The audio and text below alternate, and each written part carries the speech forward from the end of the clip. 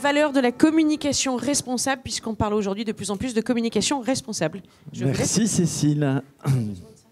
Non, j'ai pas besoin, on n'a pas de slide. On a mis les deux plus gros bavards du marché. On en a pour un moment. En fin de matinée, ce qui me paraît être assez malin. Ça va, Béatrice? Bah écoute, pas mal. Est-ce que je te présente? On s'assoit ou on reste debout? On s'assoit, on reste debout, on fait quoi? On reste debout, ok. Bon, allez. Béatrice, du coup, on a entendu plein de choses super intéressantes. Notre courte conversation... c'est quand même pour ma part de te faire parler sur est-ce que c'est vrai, en fait, est-ce que c'est vrai tout ce qu'ils ont dit? Moi, la question que je voudrais te poser, c'est tu viens de quitter un énorme poste de directrice communication et RSE du groupe Orange. Marque et engagement. Marque et engagement, bon voilà. Dans un autre cercle, on pourra parler de la différence, okay, mais c'est pas le sujet. L'achat de la communication. C'est la DIRCOM ou c'est la direction des achats? C'est le good cop, bad cop?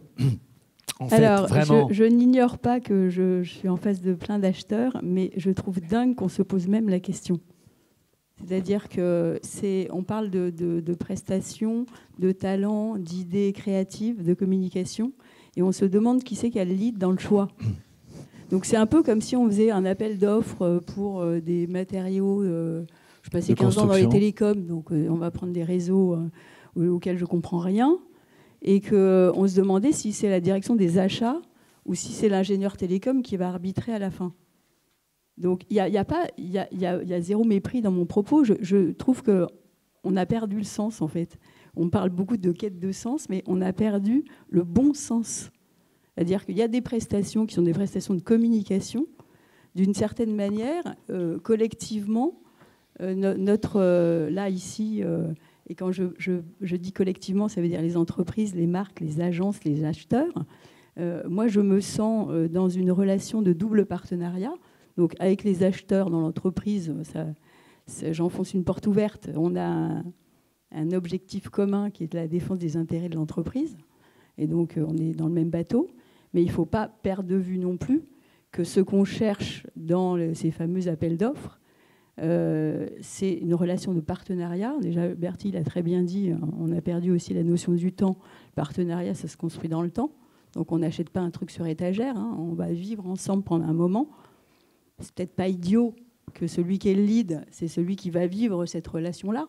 Parce que les achats, ils ont un rôle d'accompagnement et d'aide à la décision. Mais leur boulot au day-to-day, c'est quand même pas de travailler avec les agences. Donc, d'une certaine manière, il y a une espèce de confusion des genres. Et moi, je ne cesse de répéter la même chose, c'est que si chacun fait son job, les moutons sont bien gardés. Et on a besoin des achats. Tu l'as dit tout à l'heure. On peut tweeter cette phrase. Tu l'as dit tout à l'heure. C'est même très confortable pour la DIRCOM que je suis d'avoir des bons acheteurs qui m'apportent à la fois une méthodologie, des comparaisons, des benches, des tas de choses qui sont une aide à la décision. Mais à la fin, c'est fou qu'on se demande qui choisit l'agence. C'est dingue. C'est dingue. D'ailleurs, après, il y a le débat agence ou idée, mais Alors, j'y viens sur cette question-là. On achète quoi? Il y a beaucoup de fantasmes. On achète quoi? Vas-y, alors. Qu'est-ce qu'on achète quand on est la direction de la communication? Qu'est-ce qu'on achète? Qu'est-ce qu'on achète? On vient d'en parler là avec François. Je parle à la fois en mon nom, je parle de mon expérience et je parle de l'idée que je défends et des convictions que je défends sur le modèle de DIRCOM et qu'il faut probablement défendre, mais qui n'est évidemment pas hétérogène. On n'est pas chez les bisounours, tout le monde n'est pas sur la même ligne de ce point de vue-là. Ma conviction profonde, c'est qu'on achète une idée, point.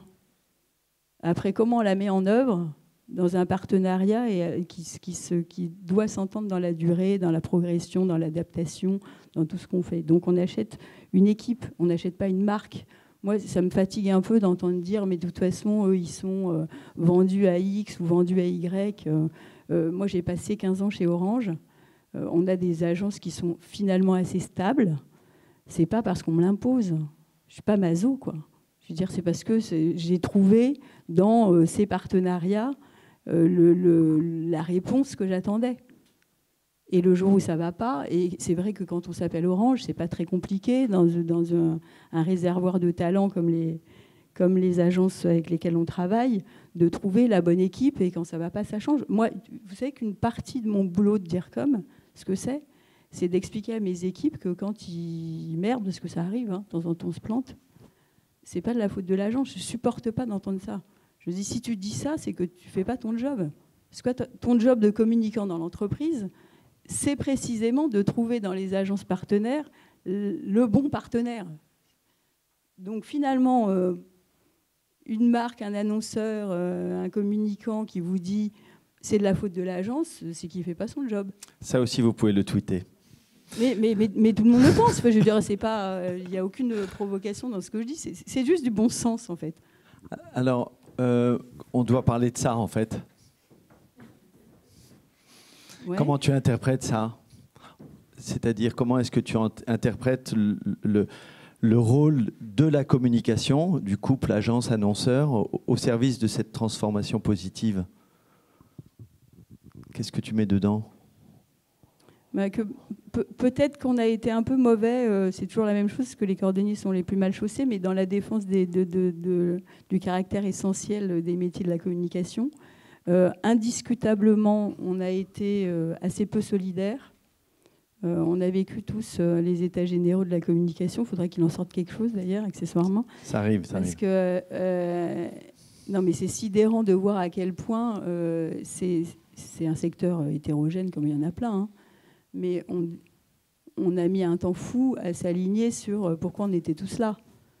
Et finalement, il y a une vision un peu dégradée de ce à quoi sert la communication, et on en arrive toujours à ces vecteurs de surconsommation. Ce n'est pas dans l'air du temps. Je ne vais pas vous faire le pitch là. On est tous convaincus du fait que ça peut avoir une influence positive, et qu'on n'est pas du mauvais côté de la force, mais qu'on espère être du bon côté de la force. En tout cas, on fait tout pour. Et qu'effectivement, ça a une influence sur les usages, ce travail de la perception, donc les usages, donc les comportements, donc on peut faire tout à partir de ça. Et le contexte aujourd'hui, c'est effectivement de répondre aux attentes sociétales du contexte dans lequel on parle. J'allais dire, c'est pas nouveau, hein. Enfin, de mon point de vue, dans tous les métiers de communication, le contexte est extrêmement important, et on essaye d'être aligné sur un contexte pour avoir la réponse qui sera différenciante, qui sera pertinente, qui sera du coup pour une marque efficace. Et il se trouve qu'aujourd'hui, c'est un contexte sociétal qui nous en demande beaucoup plus dans le sens de la transformation positive de nos sociétés. À toi? Alors moi, j'avais envie de te demander comment on fait du coup quand on est du côté de l'agence sur ce champ de la responsabilité des entreprises. Comment on s'y prend? On travaille. On travaille, ça veut dire qu'au sortir du Grenelle de l'environnement, on a fait la cartographie de nos impacts. Et aujourd'hui, on sait que principalement, les impacts d'une agence de communication, c'est la responsabilité des messages qu'elle diffuse.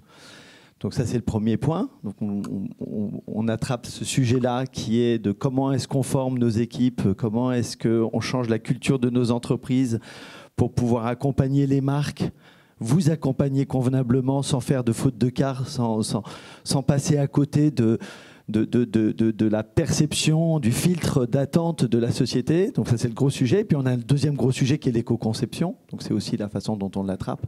C'est-à-dire comment est-ce qu'aujourd'hui on est capable de former des talents, tous, que ce soit des créatifs ou des producteurs, sur des sujets d'éco-conception, parce que vous en avez besoin, parce qu'aujourd'hui chez Orange, alors là maintenant je peux le dire, on est un petit peu copains, parce que Sidiez accompagne Orange sur des sujets de communication responsable depuis longtemps, mais chez Orange on mesure l'impact carbone de la production de la communication. Il y a 1500 communicants dans le groupe Orange, donc ça fait quand même beaucoup de mailing, beaucoup d'événements, beaucoup de production. Je vous rassure. Ouais, dans le monde. Non mais donc voilà, donc on l'attrape comme ça, c'est ça le sujet. Et du coup, une agence responsable, c'est forcément plus cher? Oui, c'est plus cher parce que forcément, tu as les meilleurs talents dedans parce qu'ils ont plutôt envie d'aller travailler dans les agences qui ont entamé une démarche de responsabilité. Et donc forcément, non, je dis ça avec un gros sourire, je pense que ça coûte moins cher aussi parce que quand on fait de l'éco-conception, quand on travaille vraiment le sujet des modes opératoires à moindre impact, bah, ça va très vite vous faire gagner de l'argent, hein. C'est-à-dire à la fois sur la production, parce que ça coûte moins cher quand on est coproduit, mais aussi dans les modes de gouvernance interne. À partir du moment où ça évite plein de réunions, ça fluidifie, ça participe d'une collaboration plus sympathique au terme étymologique, sympathos, où on est plus en connivence avec l'annonceur, forcément quand ça fluidifie, bah, ça fait faire des économies. En tout cas, tant qu'on continue à vendre du temps. Et alors, du coup, comment on fait pour arriver à une espèce de cercle vertueux? Comment on fait pour donner aux acheteurs les moyens de caractériser, on ne va pas aller tout de suite à chiffrer, mais de chiffrer cette responsabilité, cette nouvelle valeur Alors moi, je vais vous donner un conseil. Je vais vous donner un conseil qui est très simple, hein, c'est qu'on a la chance incroyable d'avoir été le pays porteur de l'ISO 26000 communication. Vous savez, l'ISO 26000, c'est une norme internationale qui est développée par un certain nombre de pays. Et l'ISO 26000, pour les métiers de la communication, a été pilotée par la France. Coup de bol, c'était il y a une dizaine d'années, nous étions partie prenante de ces travaux-là. Et sur la base de l'ISO 26000 communication, on a monté avec l'AFNOR un référentiel qui s'appelle, c'est mon moment publicitaire, voilà, c'est maintenant, vous notez bien ça, c'est important, on a monté un référentiel qui s'appelle RSE Agence Active, que tu connais très bien, je sais que tu y as été partie prenante, qui permet en 21 questions, en 4 gros chapitres, de permettre à un auditeur d'AFNOR d'aller regarder ce qu'on a sous le capot dans nos agences en termes de gouvernance, de pilotage, de formation sur les grands items de l'impact. Et sur le sujet qui nous tient particulièrement à cœur en ce moment, c'est la mesure carbone de nos activités. Donc aujourd'hui, c'est vraiment un critère clé qui permet à un acheteur de communication, qu'il soit DIRCOM ou qu'il soit direction des achats, d'aller voir est-ce que l'agence, est-ce que BETC, est-ce que Publicis, est-ce que GAD Australie, vous êtes tous ici, je le sais, au plus haut niveau de ce référentiel. Voilà. Est-ce que ça va, on est dans le timing, je vous vois vous agiter. 5 minutes. Alors, Bertie. Je trouve ça intéressant parce que, bon, au-delà de ton moment de publicité, on t'adore. Et on t'adore. Moi, je sais, je voulais dire un mot à Béatrice parce que c'est un grand client, Béatrice. Ce que je veux vous dire, c'est que ce qui est important dans la matinée qu'on a eue là, c'est que les très grandes campagnes, c'est toujours des très grands clients. Et Béatrice, c'est un grand client parce que c'est un grand supporter des agences dans leur transformation et dans les transformations conjointes. On arrivera... Le défi qui nous a traversé, c'était le premier, c'était le défi du numérique. On ne l'a pas encore absorbé. On en est à peine sortis. Les agences se sont transformées comme ça, les clients comme ça. On voit bien qu'on est tous... voilà. On a changé de métier, on a changé de modèle économique. Le défi qui va nous traverser là, qui est celui de Gilles Last toute la journée, qui est celui de la transition écologique, il est infiniment plus impactant et coûteux.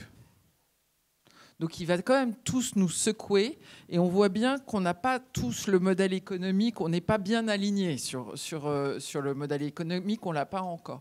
Mais ce qui se dessine, et c'est un peu le principe de ce que essaie d'insuffler cette matinée et la ACC, c'est pour ça qu'après on va poser des questions et se trouver ensemble, ce qui commence à émerger, c'est quand même l'idée de la qualité. On est en train de shifter de modèle, d'un modèle qui était très très quantitatif, et même si il va y avoir plein de contenus, etc., à un modèle qui devient qualitatif et une montée en valeur, et parce qu'on sera quand même obligé, pour pouvoir partager de la valeur, il faut en créer, hein, sinon ça va être compliqué de parler de partage de la valeur, mais on est en train de shifter vers un modèle qui est plus qualitatif, j'ai envie de vous dire. Et je pense que moi, j'ai une question pour Béa, du coup. C'est que quand elle envisage son métier demain, et quand elle pense à ce qui est en train de devenir le métier d'IRCOM, dans les transformations, dans les changements qu'elle a connus, c'est quoi ce qui l'a plus marqué dans son parcours et dans les dernières années, en fait, de son métier? Alors moi, ce qui m'a le plus marqué, probablement, c'est l'incroyable bouleversement du monde dans lequel on est, donc qui nous oblige à être quand même assez flexible. J'aime pas le mot parce qu'on a l'impression qu'on se balade avec le vent, mais en tout cas s'adapter et en tout cas être vigilant. Moi, je trouve que ça m'a toujours amené à me dire finalement, ça revient. C'est vrai. Ça... Je ne sais pas d'où ça sort. Finalement, ça revient à revenir aux basiques de nos métiers. Donc, tu l'as dit tout à l'heure, vous l'avez tous dit. En fait, moi, je le dis exactement du côté de l'entreprise et exactement la même conviction. Au final, on choisit toujours une idée. La communication, c'est une idée au départ. C'est toujours ça. Et pour répondre au contexte, c'est la curiosité. C'est-à-dire, je trouve qu'on oublie un peu ça. C'est-à-dire, à force de process, de cadre, tout ça, c'est nécessaire. Je suis pas, encore une fois, en train d'oublier. Il y a des règles et il faut les suivre. Maintenant, ce qui va faire la différence dans un pitch, puisque c'est ce qui nous anime aujourd'hui, ça sera toujours l'idée. Toujours. Ça ne sera pas le nom de l'agence. Et je voudrais compléter à ta question, Bertie, sur la valeur, le travail qui est fait sur l'impact et donc sur la mesure carbone, parce que tout le monde va y aller, hein, vous y êtes déjà, mais ça va s'accélérer. Quand on essaie de diminuer les impacts, les émissions carbone de la production, communication d'une marque énorme et un groupe comme Orange, on arrive vite à une question, c'est il y en a trop. Il y en a trop. Et donc le « il y en a trop » pointe immédiatement la question de la valeur, question qu'on s'est posée, qu'on se pose encore, de se dire est-ce que les communicants existent uniquement parce qu'ils produisent ? Je pense dans le groupe, hein, c'est-à-dire il y a 1700 personnes qui existent statutairement dans le groupe parce qu'ils produisent. Et donc, tant qu'on n'a pas fait ce shift pour se dire, en fait, la valeur, ce n'est pas forcément ce que tu as poussé. C'est peut-être l'idée que tu as fait émerger. C'est peut-être d'autres façons. Ça, c'est hyper intéressant pour revoir nos métiers. On en est arrivé là parce qu'on avait les capteurs qui allaient bien pour le faire. Absolument. Donc, encore une fois, je reviens à la curiosité. Si on n'est pas dans la sensibilité, dans la curiosité, dans la compréhension d'un contexte, ça sert à quoi un DIRCOM dans l'entreprise ? Ça sert à faire le lien entre le monde extérieur et les organes de direction de l'entreprise. Ça sert à ça. Et évidemment qu'ils ne sont pas tous comme ça. Moi, si j'ai un message à donner aujourd'hui, c'est qu'il faut qu'on se reconnaisse entre gens qui ont les mêmes convictions et qu'on se serre les coudes pour valoriser ce qui est notre métier. C'est ça l'idée. C'est-à-dire que, d'une certaine manière, pourquoi moi, je suis en entreprise, je défends les agences, et les agences doivent aussi repérer les gens qui défendent les mêmes convictions qu'eux dans l'entreprise, parce que sinon, on ne s'en sort pas, quoi. Et sinon, on est dévalorisé. Moi, je suis ahurie de voir, enfin, l'histoire ça fait des années que c'est mon dada, de comparer les grilles de rémunération des agences de com et des cabinets de consulting, des Big Five. C'est un truc de fou, quoi. Et ce que je connais pas le nom du monsieur qui a parlé tout à l'heure du fait que non, c'est pas Alexis. Alexis, je le connais bien, mais sur le fait que le président de l'agence, c'était cadeau. Mais c'est dingue. C'est tellement gentil de notre part. Pour le coup, non, mais accessoirement, il y a une forme de masochisme. Hein. Il y a une forme de masochisme. Béatrice, je te remercie infiniment Merci. du temps que tu as bien voulu nous consacrer.